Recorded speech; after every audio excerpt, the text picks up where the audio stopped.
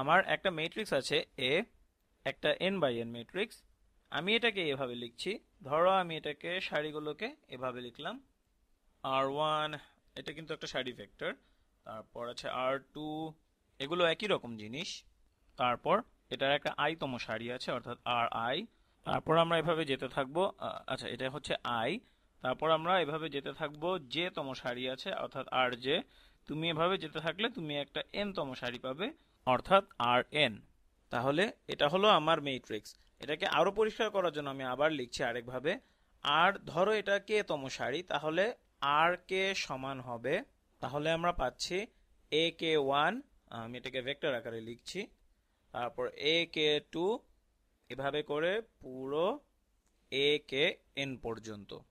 তাহলে এটা হলো একই জিনিসেরই আরেক ধরনের উপস্থাপন। আমি এভাবে লিখছি কারণ এই ভিডিওতে আমরা শুধু সারি নিয়ে কাজ করবো এবং এভাবে লিখলে আমার সুবিধা হবে। এখন আমরা এখানে যে সারি দুটি আছে এই দুটোর উপর দৃষ্টিপাত করব। আচ্ছা, আমি এখানে আরেকটি ম্যাট্রিক্স বি নিব এবং সেটিও হবে একটি n বাই n ম্যাট্রিক্স। এটা এই ম্যাট্রিক্সের মতোই একটা ম্যাট্রিক্স, শুধু একটা সারিতে তাদের পার্থক্য থাকবে। অর্থাৎ ম্যাট্রিক্সটাকে আমরা এমন ভাবে নিব যেন একটা সারিতে কেবল পার্থক্য থাকে। এখানে আছে r1 আগের ম্যাট্রিক্সের মতোই, এভাবে r2, এভাবে আমরা যেতে থাকলে পাবো আর i পর্যন্ত, যা আগের মতোই থাকবে। কিন্তু rj এটাকে আমরা প্রতিস্থাপন করব, অর্থাৎ rj কে আমরা rj রাখবো না। rj কে আমরা লিখবো এভাবে rj মাইনাস ri গুণ যে কোনো একটি স্কেলার মান, অর্থাৎ c গুণ ri। তাহলে এটার স্কেলার গুণফল বিয়োগ, মানে এটা দিয়ে এটা বিয়োগ করছি আমরা এখানে। তাহলে এটা হলো যে সকল অপারেশনগুলোর মাধ্যমে আমরা গাউসিয়ান ইলিমিনেশনের মাধ্যমে রিডিউস রো এশালন ফর্মে নিয়ে যাই সেগুলো। তাছাড়া এই ম্যাট্রিক্সটির সবকিছুই আমাদের এ ম্যাট্রিক্সের মতোই। যা হোক, এভাবে আমরা পুরো n পর্যন্ত যাব। তাহলে এটা হলো আমাদের বি ম্যাট্রিক্স। তাহলে চলো এখন ভেবে দেখি বি ম্যাট্রিক্সের নির্ণায়ক কি হবে। দাঁড়াও, রং বদলে নে, আমি এখানে নীল রং ব্যবহার করি। বি ম্যাট্রিক্সের নির্ণায়ক কি হবে? তাহলে তুমি দেখে বলতে পারো যে বি হলো, দাঁড়াও আমি এটাকে লিখে ফেলি। তুমি দুইটা ভেক্টর কল্পনা করতে পারো, তুমি দুইটা ম্যাট্রিক্স কল্পনা করো।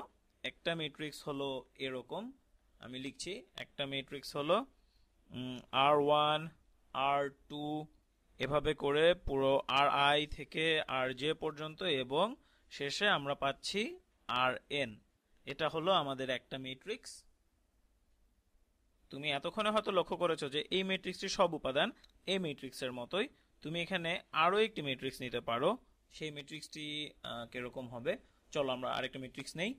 এর শুরুর উপাদানগুলো আগের মতোই হবে, অর্থাৎ r1 r2, এভাবে করে ri, এখানে কিছু ডট ডট হবে, তারপর আরো কিছু ডট ডট, তারপর হবে c গুণ r1, c গুণ r1, ওহ সরি, c গুণ ri, আমি এটাকে অন্য রং দিয়ে লিখি, c গুণ ri। এটা হলো, অর্থাৎ এটা হলো c গুণ ri। এরপর এভাবে করে তুমি rn পর্যন্ত যাবে, অর্থাৎ rn। এখন বি ম্যাট্রিক্সের নির্ণায়ক তুমি এটাকে এভাবে দেখতে পারো যে এই জিনিসটার নির্ণায়ক হবে, আমি এটাকে এখানে লিখছি, বি ম্যাট্রিক্সের নির্ণায়ক সমান হবে এই জিনিসটার নির্ণায়ক যোগ এই পুরো জিনিসটার নির্ণায়ক। আশা করছি তোমাদের মনে আছে যে কয়েকটি ভিডিও আগে আমি বলেছিলাম যে যদি একটি ম্যাট্রিক্স, মানে দুটো ম্যাট্রিক্সের সবকিছু একই হয় শুধু একটা সারি বাদে, তাহলে ওই ম্যাট্রিক্স দুটিও সবকিছু একই হয় শুধু ওই সারিটা বাদে, অর্থাৎ এক্ষেত্রে হবে যে তম সারি বাদে। এখানে তোমার আছে আর জে, আর এখানে আছে সি গুণ আর আই, মানে হলো এই সারিটার একটি স্কেলার গুণ। তাহলে এখানে তোমার তম সারিতে আছে আর আই, এবং এখানে আছে তোমার আর আই এর অন্য একটা রূপ, অর্থাৎ আর আই গুণ একটি স্কেলার মান, যেটা হচ্ছে তোমার জে তম সারি। এখন ধরো আমাদের আরেকটা ম্যাট্রিক্স আছে যার সব উপাদান আমাদের এই দুই ম্যাট্রিক্সের উপাদানের সমান শুধু একটি সারি বাদে, এবং সেই সারিটি হবে এই দুটো সারির যোগফল। আমি এখানে একটা মাইনাস চিহ্ন দিয়ে দিচ্ছি, এখানে একটা মাইনাস চিহ্ন দিয়ে দিলাম। এই ম্যাট্রিক্সের সবকিছুই একই, কিন্তু তুমি শুধু এই সারির যোগফল নিয়ে একটা সারি বানাও, তাহলে তুমি পাচ্ছ অন্য ম্যাট্রিক্সটি, তাহলে তুমি পাবে ম্যাট্রিক্স বি। এবং আমরা শিখলাম যে বি এর নির্ণায়ক হলো এই ম্যাট্রিক্স আর এই ম্যাট্রিক্সের নির্ণায়কের যোগফল। মনে রেখো বি কিন্তু এই ম্যাট্রিক্স দুটির যোগফল না, বি এর সকল উপাদান সমান শুধুমাত্র একটা সারি বাদে। বি ম্যাট্রিক্সের যেতম সারি হলো এই ম্যাট্রিক্সের যেতম সারি যোগ ওই ম্যাট্রিক্সটার যেতম সারি। আমি সারি যোগ করা নিয়ে একটু বলি। সারি যোগ করা মানে হলো শুধু সম্পর্কযুক্ত উপাদানগুলোকে যোগ করে দেওয়া। তাহলে আমি আবার লিখতে পারি, আমি এটাকে আবার পরিষ্কার করে লিখছি। তাহলে এই সারিটা হবে, সারির প্রথম উপাদানটা হবে A A J one minus C গুণ এ আই ওয়ান। হ্যাঁ, এটা হবে আমাদের প্রথম উপাদান। এই সারির দ্বিতীয় উপাদান হবে A J two minus C গুণ এ আই টু, এবং এটা এইভাবে চলতে চলতে এক সময় হবে এ জে এন গুণ এ আই এন, অর্থাৎ এনতম মান।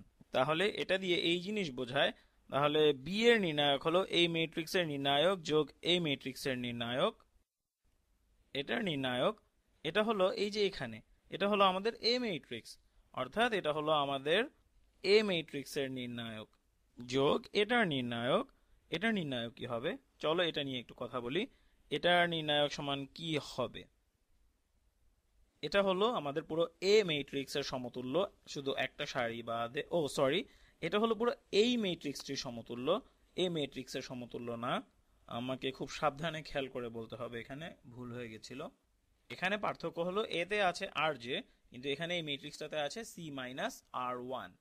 তাহলে এটা হলো পুরো এই ম্যাট্রিক্সটার সমতুল্য।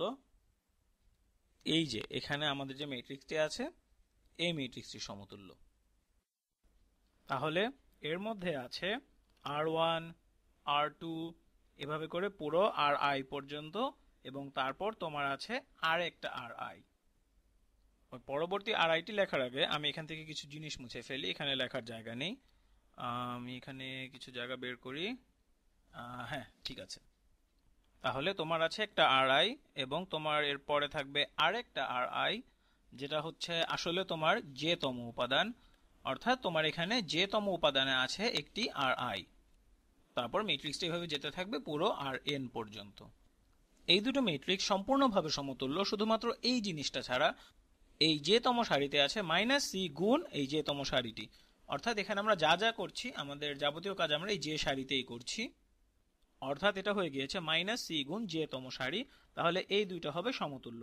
তাহলে এই জিনিসটার নির্ণায়ক হবে, আমি আরেকটু পরিষ্কার করে দিচ্ছি তোমাদের যে আমি শুধু এই জিনিসটার নির্ণায়ক নির্ণয় করছি এখানে। এটা সমান হবে মাইনাস সি গুণ নির্ণায়ক, আমি এভাবে লিখছি মাইনাস সি গুণ এই ম্যাট্রিক্সটির নির্ণায়ক। সুতরাং এটা হবে আর ওয়ান, আর টু, তোমার প্রথম আর আই, এবং তারপরে যে তম সারিতে তোমার আরো একটি আর আই আছে। এভাবে করে তুমি তারপর যাবে আর এন পর্যন্ত। এটা আসলে এই ম্যাট্রিক্সটার নির্ণায়ক। আগে আমরা এখানে ব্র্যাকেট দিয়েছিলাম, এখন শুধু সরল রেখা দিয়ে প্রকাশ করছি। এবং আমরা এটা কয়েকটা ভিডিও আগে দেখেছি যে তোমার কাছে যদি একটি ম্যাট্রিক্স থাকে এবং তুমি যদি এর কোনো একটা সারিকে একটি স্কেলার দিয়ে গুণ করো, এক্ষেত্রে এটা হলো মাইনাস সি, তাহলে দেখা যায় যে নতুন ম্যাট্রিক্সের নির্ণায়কটা হয় আগের ম্যাট্রিক্সের নির্ণায়ক গুণ ওই স্কেলার মান। তাহলে এই ম্যাট্রিক্সটার নির্ণায়ক কি? তোমরা হয়তো এতক্ষণে খেয়াল করেছো যে এর দুইটা একই সারি আছে। তোমার একটা আর আই আছে তোমার আর তম সারিতে এখানে, এবং আরেকটা আর আই আছে তোমার যে তম সারিতে, অর্থাৎ এখানে। মনে রেখো এসবই আমরা এই বি ম্যাট্রিক্সটাকে অনেক বিয়োজন করে পেয়েছি। আবার এর নির্ণায়ক আমরা এই দুটো জিনিসের নির্ণায়ককে যোগ করে পাবো, কিন্তু বি ম্যাট্রিক্সটা কিন্তু এই ম্যাট্রিক্সগুলোর যোগফল নয়, কারণ বি এর জন্য যে কোনো উপাদান এই দুটো ম্যাট্রিক্সের অন্য যে কোনো উপাদানের সমান বা একই। কিন্তু এই যে এখানে এই জিনিসটা, এর দুইটা একই সারি আছে, তাহলে আমরা দুইটা একই সারি বিশিষ্ট ম্যাট্রিক্স সম্বন্ধে কি জানি? এর নির্ণায়ক হবে শূন্য। তাহলে এখানে এটা হবে শূন্য, মাইনাস সি গুণ শূন্য হলো শূন্য, তাহলে পুরো জিনিসটাই হবে শূন্য। তাহলে এখানে সবচেয়ে গুরুত্বপূর্ণ জিনিস হলো বি এর নির্ণায়ক হলো শুধু এটুকুর নির্ণায়ক, যেটা হলো আসলে এ এর নির্ণায়ক। এটা খুবই গুরুত্বপূর্ণ একটা বিষয়, এটার কারণে আমাদের সমস্যা অনেক সহজ হয়ে যাবে। তাহলে বি এর নির্ণায়ক সমান হলো এ এর নির্ণায়ক।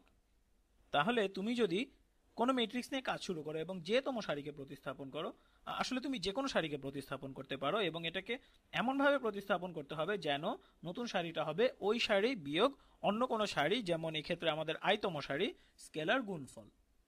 এভাবে করলে তোমার নির্ণায়ক পরিবর্তিত হবে না।